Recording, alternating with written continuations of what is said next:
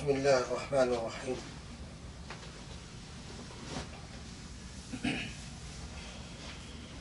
بسم الله والحمد لله. الحمد لله الذي أنزل علينا الكتاب ولم يجعل له عوجا.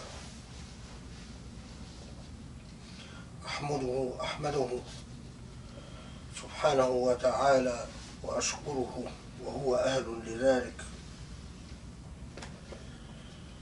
والحمد لله نستعينه ونستغفره ونتوب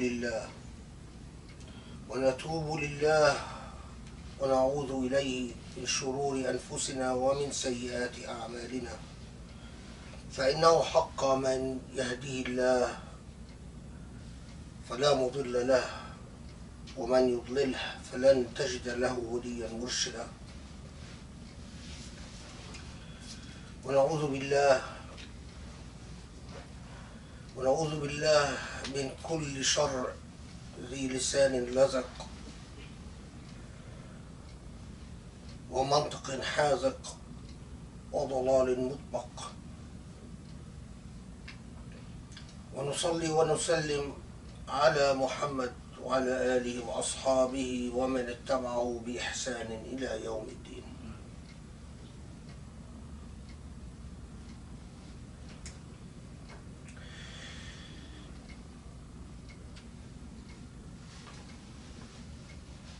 In our day and age, awareness is key. Awareness,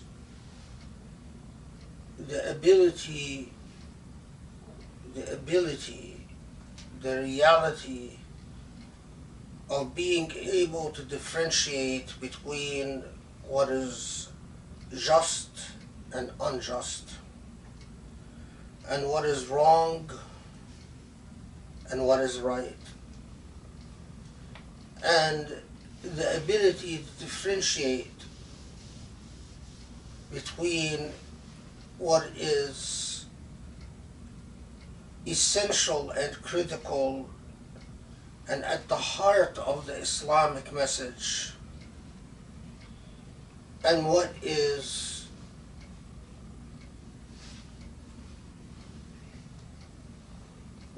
actually in many ways a corrupting and a deconstruction of the Islamic message. It is particularly important in this day and age. It is particularly important because of so many factors that we won't have time to get into. But we already know, all of us know, that we live in an increasingly shrinking world. We all know that whether we like it or not, we as human beings, regardless of our age, regardless of our gender, regardless of our race, we are all influenced by cultural dynamics and social dynamics, leave alone political dynamics, that materialize often very far away from where we live. But yet, this world, the way that it is interlinked today, the way that it is interconnected,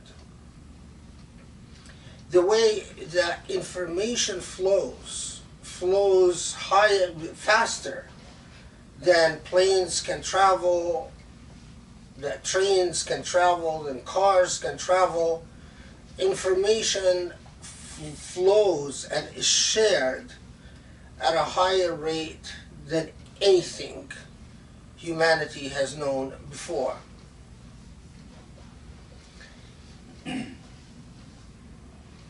Whether that has benefits, I'm not going to get into today, but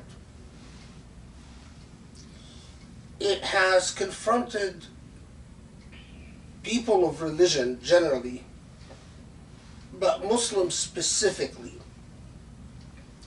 with challenges that are truly unprecedented. It has become now possible to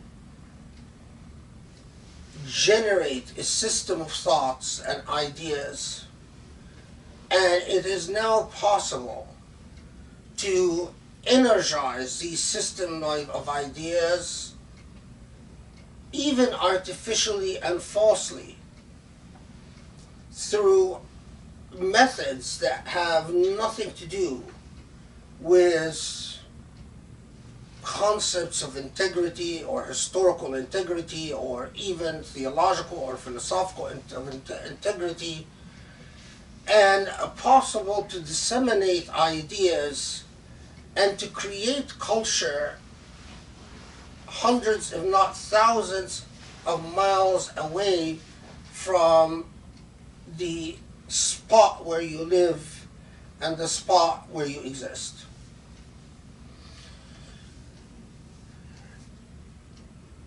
This has had so many implications. Now I'm going to talk about some of them in relation to particular challenges that we as Muslims confront. We all know that we are in the month of Dhul Hijjah, and we all know that in Dhul Hijjah, this is the month of Hajj, the month of pilgrimage. Pilgrimage is the fifth pillar of the Islamic faith. It is a pillar that once in your lifetime you are required, you are obligated to perform Hajj to the house of the Lord, the house of the Lord of Ibrahim, the Lord of Ishaq, Isaac, the Lord of Ismail, the Lord of Jesus, the Lord of Muhammad. In fact, Hajj is so replete with meanings to what Islam is that it is hardly that to the point that we can talk for a very long time about the historical role of Hajj, the theological role of Hajj, the philosophical meaning of Hajj, the various ways that Hajj influenced and affected the development of the Islamic civilization, and in a lot of ways also affected the formation of the world before us. Before the age of information, Hajj was also a major center for information dissemination. People would come from all over the world, and in the context of Hajj, people would be exposed to ideas, to theologies, to systems of thought, which they would then carry back to their own homes. And so before the age of information, Hajj was a hubbub, was a dynamic force in which it was possible to throw out ideas, to cast ideas in the marketplace, dynamic marketplace of systems of thought and culture, and to have an impact. Now, in the month of Hajj, though, we are accustomed to, well, I mean, in recent years, I've noticed that even the zeal by which Muslims used to follow the news of Hajj, when I was growing up, until, I mean, for generations before that, Hajj was such an event that all cultures, even those, all cultures, regardless of whether you had someone from your family or not going to Hajj, Muslim cultures from all around the world would feel and witness Hajj as an event. In the old days, it was a whole social and cultural production as you bid farewell, prepared the Hajjis, prepared people going to Hajj, and as you bid farewell to them as they traveled to Hajj, and then you awaited their return, and upon their return, they would forever carry the label of Hajjah or Hajj before their name, so Hajj so-and-so or Hajjah so-and-so, because not only was it a symbol of dignity and honoring and respect, but also it was known that those who go to Hajj are able to come back and report about what they've witnessed in the world of Islam with all its multi-layered cultural varieties. And through that flow of Hajj back and forth from Mecca to the rest of the Muslim world, there remained a type of bond between the Muslim Ummah that threaded it together, but also there was a massive process of cultural exchange and social exchange, leave alone commercial exchange, that always followed the periods of Hajj, as merchants themselves got to make contacts and meet people from all around the world, especially right after Hajj season would finish. A lot of the Hajjis, the people coming from Syria would hang around to meet the merchants from China, and so on and so forth. In the age of information, there are so many challenges that confront us.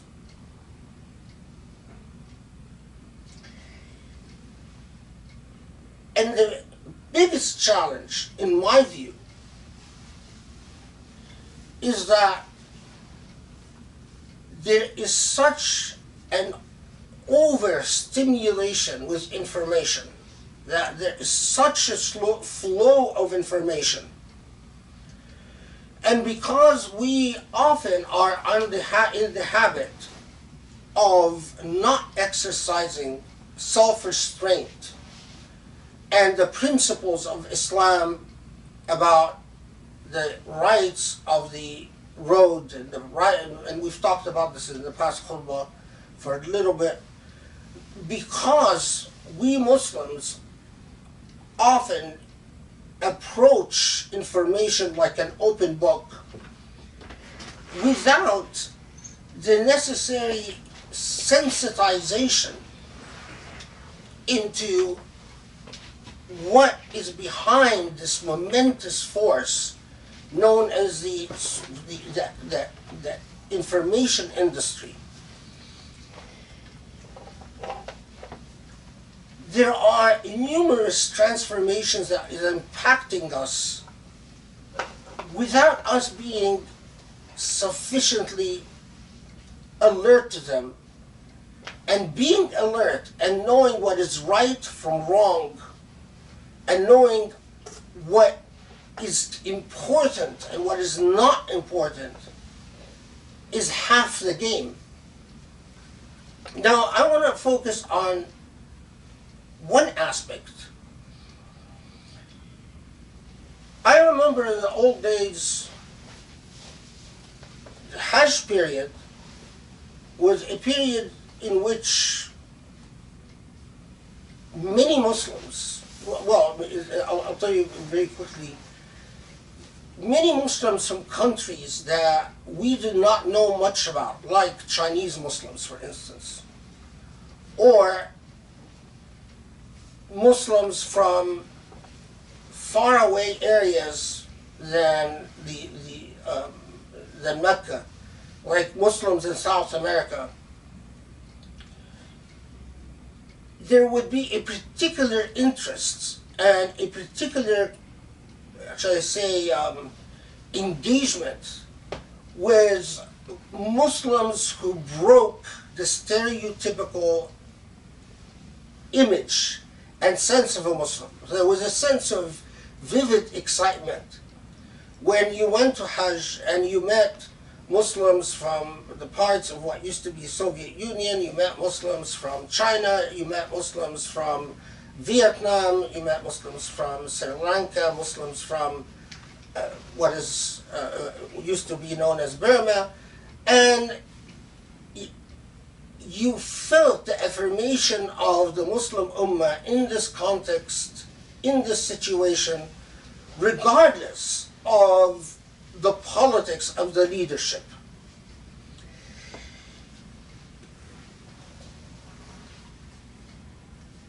Does Hajj continue to play the same role? Well, sadly, we Muslims have the effective powers and effective forces among Muslims in the world today have allowed themselves to be so thoroughly engineered and crafted by the other, so that even the typical elements that gelled this ummah together through the enormous machinery known as the Hajj, that sort of threaded a thread of unity among Muslims from all around the world, is waning and weakening. And I'll tell you at least some thoughts about this weakening and waning process. And I'll take particularly something like Muslims from China.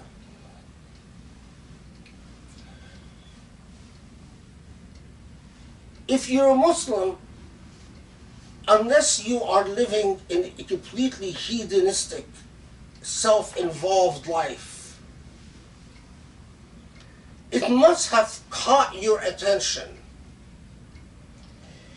the fact that very recently, it started out with 37 countries signing a letter supporting Chinese policies towards Muslims in China. The Chinese government set up concentration camps, which they call re-education camps, for Muslims, especially the Uyghur Muslims. But this policy has now expanded beyond the Uyghur, beyond what the Chinese call the Xinjiang province. And recently I've been even reading various reports about how China has changed its policies towards Chinese Muslims going to Hajj. And that rich, nuanced element, and think about just how many places in the world this is taking place in. So the rich culture years ago of Bosnian Muslims who used to be among those you would meet in Hajj became materially reshaped and forever damaged in the well-known Bosnian genocide. Then came the Muslims of the Rohingyas in Burma, Myanmar. Then, and you don't get a lot of attention on this element, but then the Muslims of the Philippines and the Filipino government's cutting back of how many Filipinos get to go from the Philippines to Hajj. Also before that, actually, Muslims of Sri Lanka. Today, the Muslims of China, not just the Uyghur, but Chinese Muslims all over the country are suffering horrific oppression and horrific persecution. Now, 50 states, many of the Muslim states, sign a letter that support the Chinese government's policies against the Muslim population and describe it as a policy geared to fight terrorism.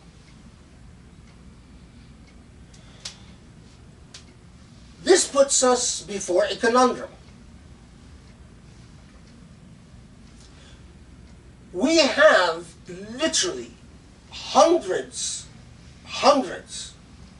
of testimony, hundreds of witnesses that presented testimony before Congress, presented testimony before various human rights international bodies, presented testimony before the British Parliament, presented testimony.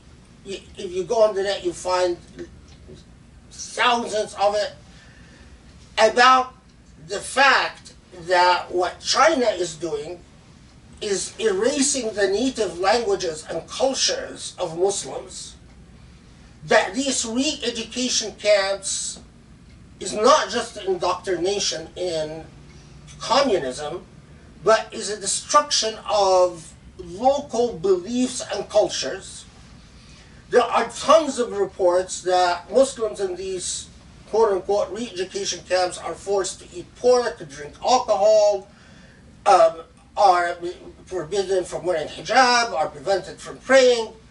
And more disturbing than all of that is that there are hundreds and hundreds and hundreds of eyewitness testimonies about the torture that takes place in these camps and the murders that takes place in these camps. I'm listening to the testimony of a woman that actually is now in New York. Her husband was killed. She had 3 children. Her 3 children were taken away. When she was eventually allowed to reunite with her children, one of them had died. She never saw the body of her dead child, and she's not sure even what happened to the body, etc., etc. Now, either all these witnesses, all these Chinese Muslims are lying wherever they are, wherever you meet them, when they tell you these horrific stories about what's happening in the Chinese camps set up for Muslims, where up to, some people even say it's more than 2 million that are in these concentration camps. Either they are lying, or Muslims, or they're not lying, and Muslims have failed them in an unprecedented historic way. Now, this is no small matter, and we have to pause at it and think about it, because either these Muslim states have decided that all these Chinese Muslims are lying, or they believe them, but they don't care. But before that, there's another major shift in policy among a lot of Muslim countries. And again, it affects Hajj in ways that I'll tell you a bit later. The Muslims of Palestine who don't hold an Israeli citizenship, i.e. Muslim Palestinian refugees, and Muslims of Palestine who live in the West Bank and Gaza, they too have been betrayed in an unprecedented way. there are plenty of testimonials recorded by numerous human rights organizations that in which these Muslims of Palestine talk about how their land is robbed, how their homes are destroyed, how their children are arrested and tortured, and how they live in systematic, unrelenting persecution. And either they are lying, all of them lying, or we know they're not lying, but we don't care. And when I say we here, I mean the governments that represent, they're governments that represent the Muslim presence in the international arena today.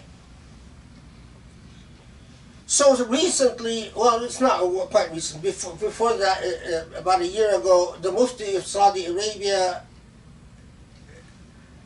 condemned the Palestinian resistance as if they are demons.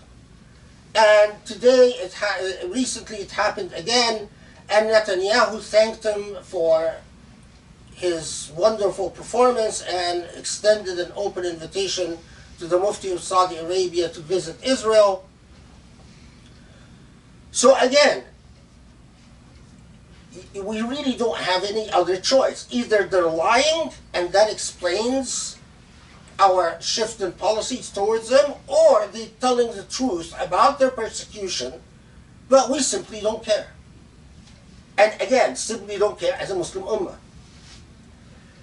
Now add to this a very recent development, Kashmir. Now, Kashmir has played a long and rich history, or enjoys a long and rich history in the history of Muslims. Kashmir is an area, now it's split between Pakistan and India, but Kashmiri Muslims have been remarkably impactful throughout Islamic history, and their culture is remarkably unique and rich. India effectively annexes, exactly like Israel did with the Golan and so many parts of the West Bank. India had part of the way of India maintaining or justifying its control over Kashmir was that it created something like a federal system in which Kashmir was supposed to be given the right of self-rule, self-autonomy, so that Kashmiris, who are distinct religiously and distinct culturally, for many years, by the way, Christian evangelists tried to convert as many Kashmiris as possible to Islam. It failed because of the strength of Kashmiri culture itself. But India annexes effectively part of Kashmir that is under its Indian sovereignty, and ignores a constitutional provision within the Indian constitution that said that Kashmir must be always given self-rule and self-autonomy, and just simply, and whether that's even from a technical point of view, it's not constitutional, because a simple majority cannot simply affirm the decision of the executive branch to abolish self-rule in Kashmir. And plus, like the West Bank and Gaza, there are numerous international instruments and international decisions about Kashmir that the Indian government completely decided to ignore without pause. So, in the same way that we saw the response, the Muslim response, to the United States moving its embassy to Jerusalem, And the Muslim response was muted and weak and inept. If you listen to Israeli media, the Israelis are in shock. They are so happy. And I'm talking about the right-wing Israelis. They say, who could have imagined that we can take Jerusalem and this would be the response of Muslims? They don't care about Jerusalem. Well, I've got news to the Israelis. We don't care about China. We don't care about the Kashmiris. We don't care about Jerusalem. We don't care about the Rohingyas. We don't care about the Bosnians. We don't care about Muslim Sri Lankans. We don't care about... I could go on. So who the hell do we care about? Who is it that we care about? Now, pause here and think about the symbolism of Hajj.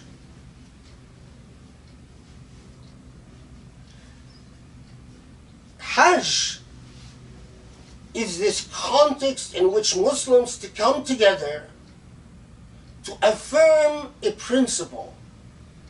We are the followers of Ibrahim.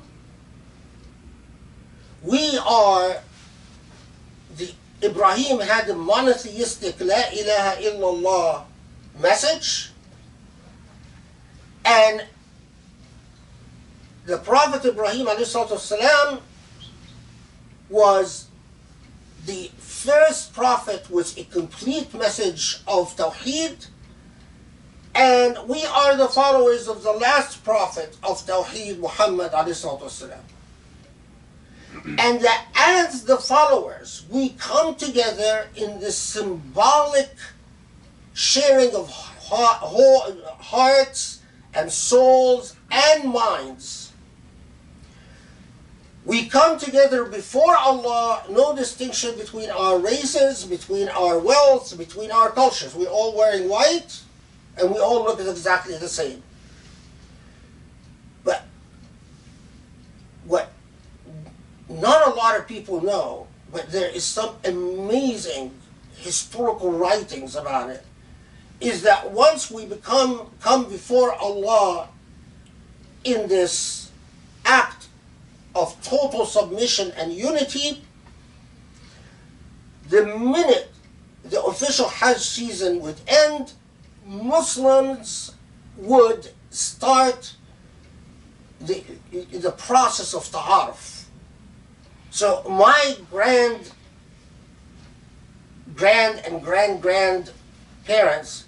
would always talk about how at Hajj they met their first Chinese Muslims, they met their first Indian Muslim, they met their first Kashmiri Muslim, this strike of friendship that lasted a lifetime.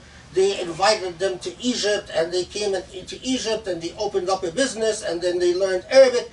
Hajj was a center for cultural gelling and the gelling of identity.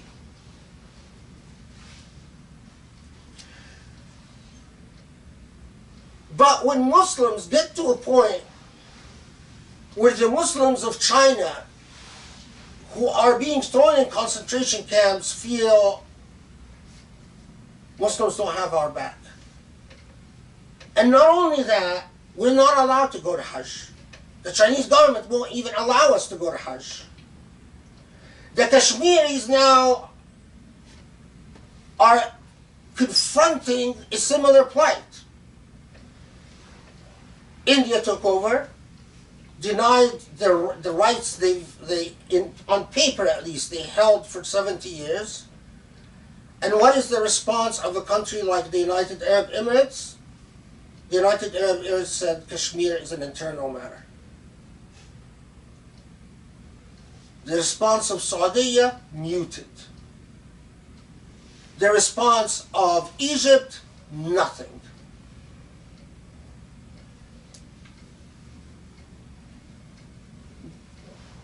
If you sell out Jerusalem, all these people sold out Jerusalem, because I used to talk to some fellow Muslims and he would say, well, what is the importance of Jerusalem? I told them, Jerusalem, if you sell out Jerusalem, you will sell out everything else. Because there is a point in you that of dignity and honor that's been broken. If with all the importance of Jerusalem, the first of the Qibla, that's the first Qibla, and where the Prophet ﷺ, and remember, Jerusalem is not just a symbol for Isra wal Mi'raj, but Jerusalem is also the symbol for the monotheistic prophets, which in Jewish folklore became part of a Jewish tribe. But in Muslim theology, they were the bearers of monotheism. But they sold out Jerusalem. So is it a surprise that they're selling out China, Kashmir, Bosnia, Myanmar, the Rohingyas? Now, why am I focusing on this point? There is a lot to say, and I have to, for the sake of time. But there is a transformation that is even affecting the way the culture of Hajj is performed in Muslim countries. And that is the attempt to create a new Islam in this day and age. Again, sadly, it's pioneered by the richest Muslim countries. Muslims, after colonialism, have failed to decolonize and failed to reclaim their sense of dignity and intellectual freedom. So much so that, as some of you might know, there is a wave of atheism that is sweeping through the Muslim world these days. But when I looked at the arguments of the new atheists, whether Syrian, Egyptian, Indonesian, Malaysians, and so on, every single argument is copied from their Western masters. Not a single original argument. Even the idiotic argument about the Quran being revealed in Syriac, and the Quran was written originally in Syriac, not Arabic. And every argument that you've read by Western Orientalists are the exact arguments that are being repeated by these defeated intellects and defeated spirits that call themselves the new atheists. That even when they want to be atheists, they can't think of a single original idea.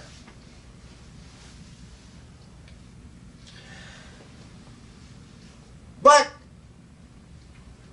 you might wonder, why? Why are we failing the Muslims of China so horribly? Why are we failing now the Kashmiris so horribly? They're already, in the same way that the Israelis got the message, you can do what you want in Jerusalem and Muslims will do nothing. India got the message, you can slaughter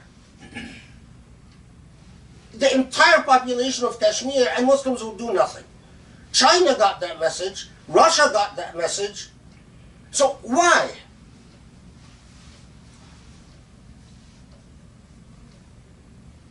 The answer is shockingly simple, but thoroughly repulsive.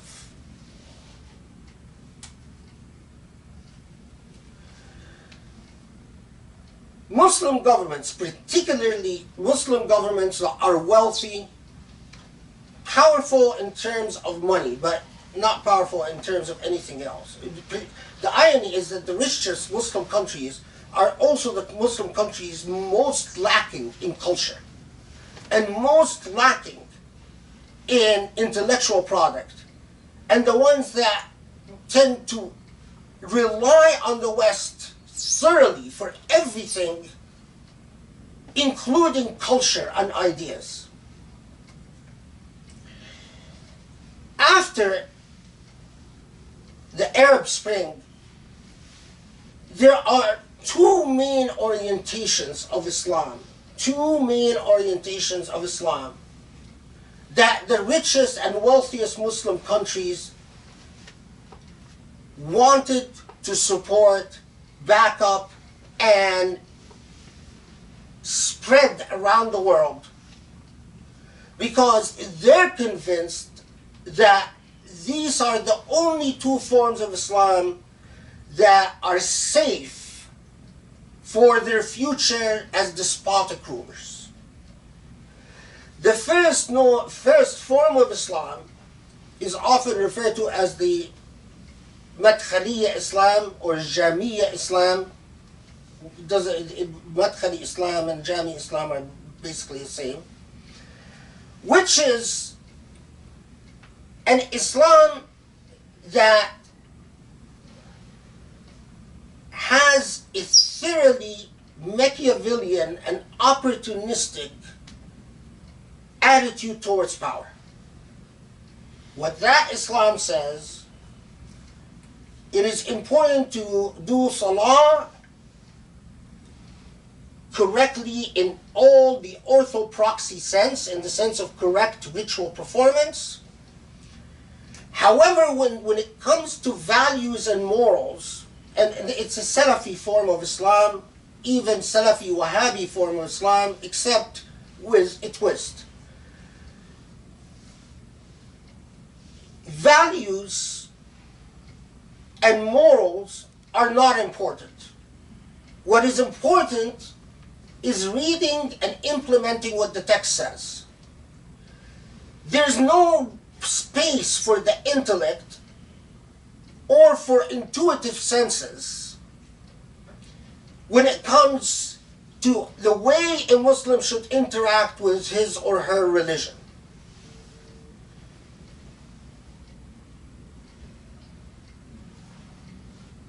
Now, add to that stark realism and materialist attitude towards text and towards values, is that Muslims should have one attitude towards power.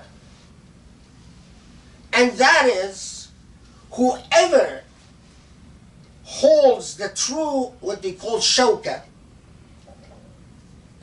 whoever holds the true effective power of compulsion on the ground is the one that has the right to rule. And all of us must obey that one. Now, effective power of compulsion on the ground, of the power of coercion, who is that? You'll find that the Jamis and the Madkhalis say military and security forces. Imagine a religion that tells you, read the medieval texts, imitate the medieval texts, but everything that has to do with justice, virtue, or ethics, instead either you live subservient and submissive thoroughly to the text, or subservient and submissive thoroughly to those in power. And who are those in power? It is whoever that has the guns, the tanks, the airplanes. That is why the Jami and Madkhali Muslims, for instance, support Haftar in Libya over the revolutionary forces. That is why they support the military council in Syria, in Sudan, over the popular revolt. That is why they support Sisi in Egypt over anything else. And that is why they will support the Indian government, even if not Muslims, against the Kashmiris. And that is why they support the Chinese government over Muslims. They're the ones that have the guns. They're the ones that have what they call the shawka, the power of coercion. It is not your place to say this is unfair or unjust. When it comes to political power, you have only one option, and that is to prostrate down, obey, and shut up. That's the first orientation. And that orientation is being backed up with enormous amount of money, more money than you can imagine. The second orientation that is backed up currently, especially by the United Arab Emirates, is a version of Sufi Islam. A version of Sufi Islam that tells you, you know, it is very dangerous to seek after justice. This world that Allah created us in is already a world of mihan, trials and tribulations. It is not supposed to be a just world. It is a fundamentally unjust world. And this is Allah's will, and you should learn to accept it the way it is. You should not seek to change it. Because if you seek to change it, you will create fitna. You should not aspire for justice. You should not dream of justice. That's utopian. Your attitude, and that is why the best representative of this in the United States is Hamza Yusuf. That's why Hamza Yusuf described Trump as a servant of God. Because for him, even if Trump is bad, well, he's part of the mihna. He's part of just the trials and tribulations. And it is your job as a Muslim to accept the injustice and the excesses of power. If you can do something about it by giving advice in private to the ruler, like getting chummy with Trump and say, hey, Trump, you know, like Hamza Yusuf did with Bush, where he told, Bush wanted to call the invasion of Afghanistan infinite justice, and Hamza Yusuf said, no, that's offensive to Muslims, call it everlasting justice. That's the type of nasiha that you should give. But other than that, don't you dare dream of utopia. Don't you dare dream of justice. Don't you dare dream of a just society. Because it is Allah's will for you to suffer. Now, imagine you are a despotic ruler. I put myself in the place of a despotic ruler. If I wanted to support a form of Islam in my society, and I don't mean just a despotic ruler like Sisi in Egypt or MBS in Saudi Arabia, I mean even Trump in the United States. A despotic personality. Which type of Islam would you want to support and spread in your country? An Islam that speaks about justice as God's intent and purpose, and that we have an affirmative obligation to seek after justice and pursue justice and achieve justice, or an Islam that tells you the Jami brand, Salafi Jami brand or Madkhali brand, when it comes to the ruler, obey blindly, or the Sufi variation of it. It's very dangerous to think in terms of activism and trying to achieve justice on this earth, because this is just part of Allah's trials and tribulations and mihna for us. And what you do is be patient. Sabr. The answer is obvious. If you're an unjust ruler, it is obvious what type of Islam you want. This is why so many Muslim countries, they don't want to support Muslims in China because they don't want to support the idea of an Islam that cares. So if you ask the muftis and the imams that belong to either of these schools, I'll give you an example. When the Muslim ban passed, imams from both schools, the Madkhalis, Jamis, and Sufis of that orientation, didn't say a word about the Muslim ban. All the Muslims are suffering around the world from it. They say, well, you know, it's part of Allah's test. You should just bear it and be patient. That is why they come to the issue of China. Well, yes, brother, you know, yes, I know. I've heard all the testimonies. But that's just, the only thing you can do is be patient. Sabr. That's Allah's wisdom. That's Allah's hikmah. You going to object against Allah's hikmah? That's Allah's mulk. Allah owns the heavens and the earth and gives power to whoever Allah wants.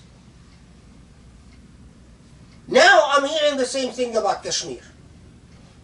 Yes, but there's a history of Indian soldiers raping Kashmiri women. Yes, but there's a history of horrible human rights abuses in Kashmir.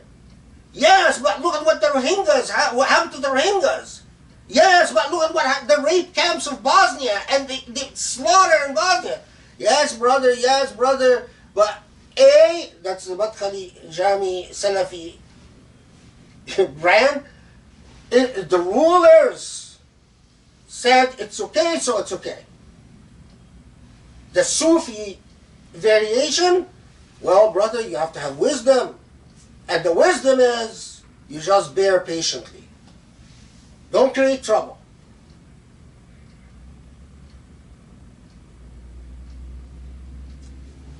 I ask you, by Allah, are you really surprised that there's a wave of atheism among Muslims? We as human beings, by intuition, we covet justice, fairness, and equity. If you have 2 children, and you come to one of your children and take the chocolate from his hand and give it to his sister, he cries and says, not fair, not fair. Because you took what's his and gave it to his sister. If you come to that child and say, you know, your role against my injustice as a parent is just to bear patiently or to obey blindly, what do you think will happen to your child?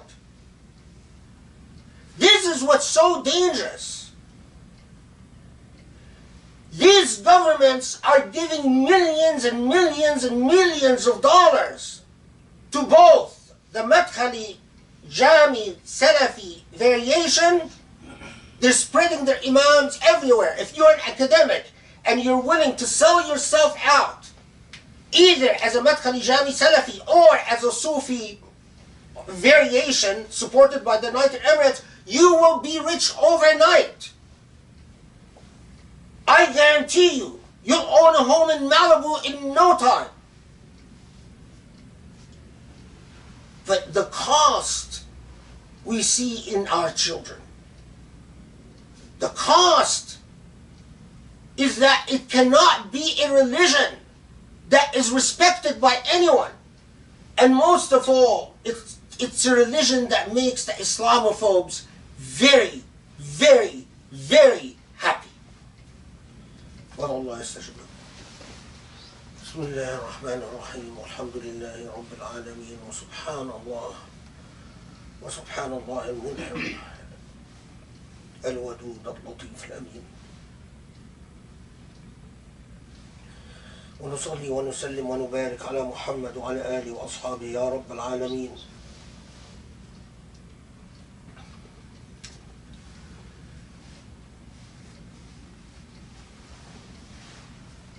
The buzzword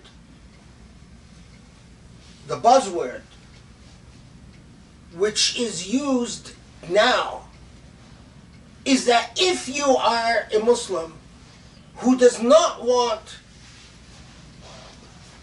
the immoral or amoral, you don't care about morality or ethics, the amoral quietism of Jami, Madkhali, Salafi Islam, or if you don't want the philosophical hedonism of the Sufi Islam of the Emirat, Not all Sufis are like that. But this type of Sufism, the Sufism of Bayyah and like, is Sufism that basically looks at injustice and says, oh, Allah owns the world, and we will put on this earth to suffer. And so, suffer you shall, and just have sabr. But don't you dare try to do anything about it. If you're not willing to accept either of these types of Islams, and you want an Islam of morals, Islam of qist and adl and rahmah, they say that's political Islam. And political Islam is a dirty word. Of course, philosophically, what is not political? When you say, I am not political, you are being political. When you say, I am just a Sufi, and I go travel to the Emirat, have VIP treatment and meet their leaders and their rulers, and have shai with government officials, and sit and talk and praise them for their tolerance, and then you say, I'm not being political? Really? That's not political? That's the height of what is political. But it's a buzzword. It's a buzzword. It's like when India says, well, the reason we did what we did in Kashmir is to fight terrorism. The same way that the Serbs massacred the Bosnians and had the rape camps, and he said, we're fighting terrorism. The Burmese army justifies its horrendous rapes and murders against the Rohingyas by saying we're fighting terrorism. The Chinese government justifies its re-education camps in quotes and says we're fighting terrorism. Fighting terrorism which they equate with political Islam.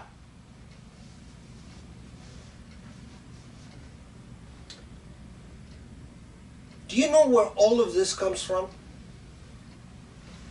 All of this. One word. Islamophobia. Islamophobia is an industry that started out with the Bosnian genocide, extended to the annexation of Palestinian territories by Israel and what happened with Jerusalem, extended to the Muslim ban, extended to the Rohingyas, extended to the Uyghur Muslims, and now is extending to Kashmir. I will close with a story, because I know I've stayed too long, and with a quick story. We were in the home of some wealthy people. And we were talking to these wealthy people about the Usuli Institute, and I was making a presentation about how Islamophobia is not simply someone insulting Islamic symbols or insulting the Prophet ﷺ. That Islamophobia is an industry that, like fascism and Nazism, will create genocides and authoritarianism around the Muslim world, will eat away at the fabric of Islam until it even affects the most traditional concepts of Islamicity, like what happens in Hajj. And one rich lady raises her hand and says, oh, well, you know, nice presentation, but can you please tell me, how is supporting you going to help our children in the United States or in Orange County? I will not hide from you that I have been now 20 years attempting to stand and fight Islamophobia because I understand it in ways that, alhamdulillah, I can tell you that, I can claim that I understand it in ways that very few understand it. I see the links between Islamophobia and Kashmir and the Uyghurs and what happened in Bosnia and what's happening in Egypt and what's happening in Sudan and what's happening in ways that are very clear to me. The response to this rich lady who did not donate any money, by the way, is very clear. Islamophobia is forcing you as a Muslim native into the defensive. So you do not dare stand up for justice lest you be called an Islamist, a political Muslim, follower of political Islam, Ikhwan or Muslim Brotherhood, or a terrorist. That's what Islamophobia does. Islamophobia puts you on the defensive so that you get the message that if I raise my voice about Jerusalem, if I raise my voice against the Israeli settlers, if I raise my voice about the Rohingyas, or try to do something more concrete, or about the concentration camps in China, or about this day, in our day and age, do you know the biggest supporters of Wahhabism? The Islamophobes in the United States used to attack me all the time and call me a Wahhabi apologist. The biggest apologists for Wahhabism today are the right-wing Israelis. They love Wahhabism. They even had a video, the spokesman for the Israeli military issued a video where he's praising Muhammad bin Abdul Wahhab, and recently they extended an invitation to the Mufti of Saudi Arabia to visit Israel, and it's clear to me why they love it.